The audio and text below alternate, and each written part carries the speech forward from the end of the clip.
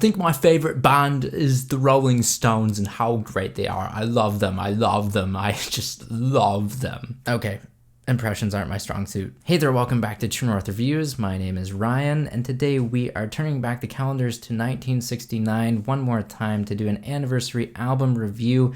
In this video, I'll be discussing the Rolling Stones' Let It Bleed. This is the 8th British and 10th American studio album from the Rolling Stones, you know, Mick Jagger, Keith Richards, and the rest of the gang. The bad boys of the 60s, obviously the image that opposed them to the good guys of the Beatles. Let It Bleed came out the same year as the Beatles' Abbey Road, along with a slew of famous albums in the late 60s. I mean, we had the summer of 69, Woodstock, Hallucinations. It was a great time that no one will forget anytime soon. Even the people that were on drugs, they seem to remember it quite well, or at least they'll tell you they do. Either way, Let It Bleed beat the decade's clock of the 1970s. It dropped exactly 50 years ago today, from which I'm posting this video December 5th, and it has aged like fine wine and cheese. The record labels on which this album was released included the UK Decca Records and the American London Records. Now, the important context for Let It Bleed, this was the final album to see an appearance from the former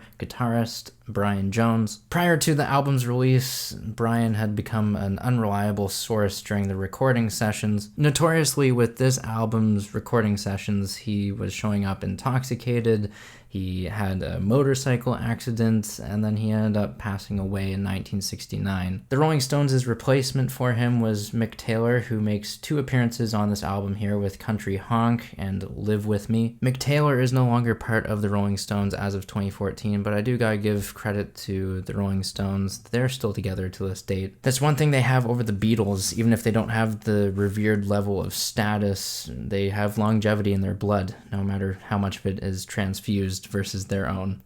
What else is in the Rolling Stones' blood is writing amazing intro songs, and Gimme Shelter is a classic that talks about the bleak and dark world during the Vietnam War. The Rolling Stones, along with CCR, I don't know what other band could have soundtracked last century's wars so well, or maybe I'm just stuck in the mindset of playing Call of Duty, you tell me. Regardless, Gimme Shelter is one of the Rolling Stones' incredible intro cuts on their many classic albums. We have to compare it to Paint It Black on Aftermath, Sympathy for the Devil on Beggar's Banquet, and Brown Sugar on Sticky Fingers. But this track easily stands out with its instantly recognizable falsettos. We have a guest vocalist, a female, Mary Clayton, a production choice that was made by Jimmy Miller, the famous Rolling Stones producer. You got this female on the track, a pretty bold and ambitious choice, along with the closing track on this album.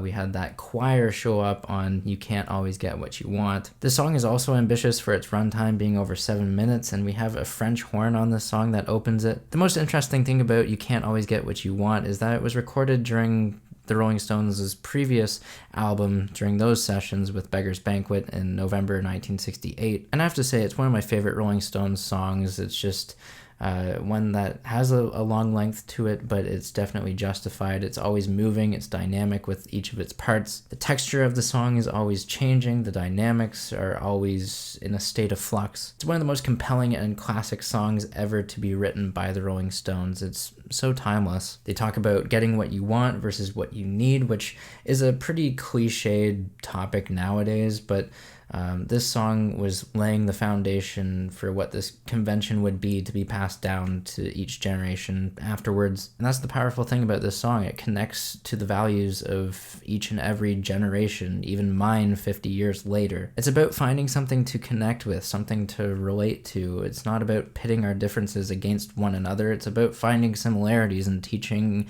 everyone imperative life lessons. Now, between the opening and closing tracks on Let It Bleed, these are the most notable, the most recognizable in pop culture. However, what is sandwiched between these two classic songs is a cohesive album that is heavily rooted in dive bar, honky-tonk, country, blues rock, as well as themes of sex, love, and drinking. Love in Vain is a blues tune that is a reworking of Robert Johnson's 1937 original. It is country influenced. We have a slide guitar. We also have plucked electric guitar. We also have a mandolin, which is very poignant. The honky-tonk sonic direction for the Rolling Stones is even more notable on the song Country Honk, case in point with the song title. It's a cut on here that's based on the more popular Rolling Stones single Honky-Tonk Women, which actually came out before Let It Bleed in September of 1969. But the country version of this song on this album, Let It Bleed, shows off this stereo production choice. You know, recording something different in the left channel versus the right channel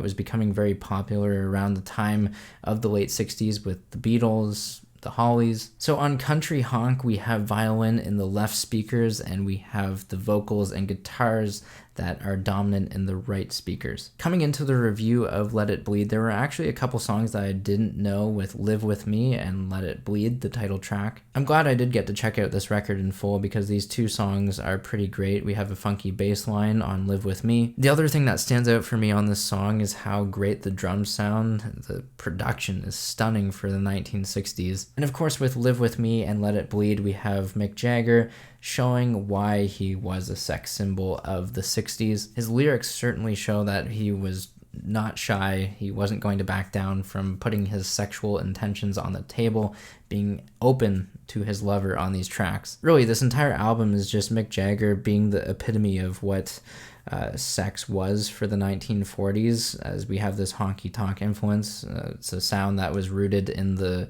southern dive bars, what's going on with the prostitution. The Rolling Stones really just took that template of what was made famous with an artist like Hank Williams, and they were just bringing this southern rock sound to the forefront, kind of like a precursor to what the 1970s southern rock would become. Because a lot of the piano playing on this album, we can't ignore its association or tie to the ragtime influence and inspiration that came before it. But the Rolling Stones, at the end of the day, were pretty influential with what was going to come out after this album. A few other tracks I want to mention include You Got the Silver, which is a Keith Richards song, and the fact that he's the lead vocalist doesn't happen very often because he's not even remotely close to the authoritative or confident vocal performances from the usual lead singer Mick Jagger. However, it is still a great track. It's one of Keith Richards' best, I believe.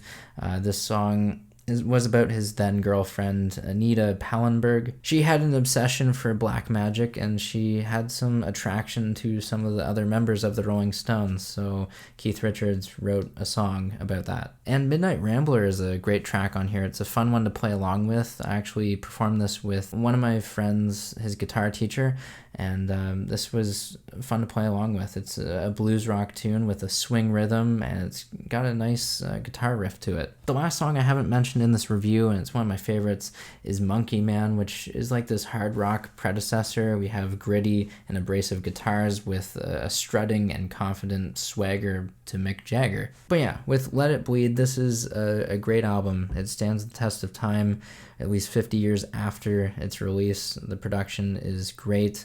The songwriting is impeccable. Not too many flaws on this album. I think there's only one song I don't like. I'll have that one listed down below in the description along with my favorites.